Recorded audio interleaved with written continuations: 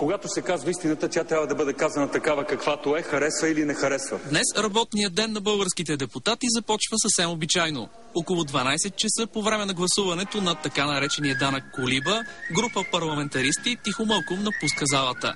Групата не е политическа, защото включва депутати от всички партии. Съвместен екип на BTV и вестник 168 часа организира скъпо парти. Покани 38 депутати и им обеща за подаръци супер скъпи мобилни телефони. За над 6000 лева бройката. В луксозен хотел очаквахме скъпите гости. Знаете, че не са много хората, които имат такива телефони и още повече последния модел.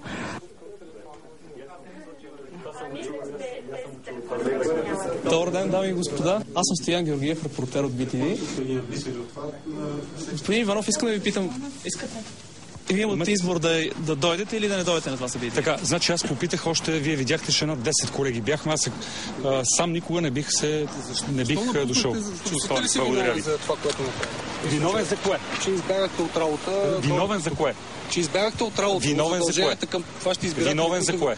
В момента тече ли заседание на Народното събрание? Да. А вие защо не сте на работа? Кой ви е казал, че не съм в момента? В момента на работа ли сте? Вижте, народният представител, макар да изпълнява определени задължения вътре и трябва да присъства и да гласува, той не е служител. Какви задължения изпълнявате вие сега в хотел?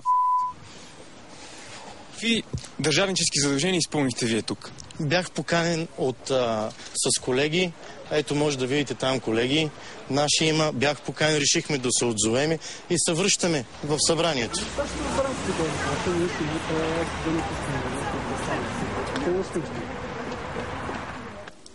Каква е същността на избора на народните представители? Гост в студиото на BTV новините е авторът на този репортаж, колегата Стоян Георгиев. Здравей, Стояне. Здравей, Оксел, здравей, Вики. Защо го правим това нещо? Какво всъщност доказва този експеримент? Ние поставихме българските депутати пред един избор. Личния или обществения интерес. Струва ми се, че за един депутат едва ли има по-сериозен критерий за неговата характеристика личностна и в това дали той е качествен или не, като заложим за база дали той е склонен да се жертва за обществен интерес. Тези хора даваха ли си сметка, че точно в този момент, когато заседава Народното събрание, можеше да има и липса на кворум, да бъде закрито заседанието именно заради отсъствието на тези депутати? Ние поканихме една част от тях, 38. И ако погледнем процента на отзовалите се от тях, ако бяхме изпратили до всички и ако процента на отзовалите се беше същия, днес сесия в Народното събрание нямаше да има. Стояне, как дойдоха депутатите на партито с служебните автомобили? Някои от тях дойдоха с служебните автомобили, с автомобили, които плащаме ние, с бензина плащаме ние данъкоплатците. А от коя парламентарна група бяха тези депутати или от всички? Те бяха от абсолютно всички парламентарни групи.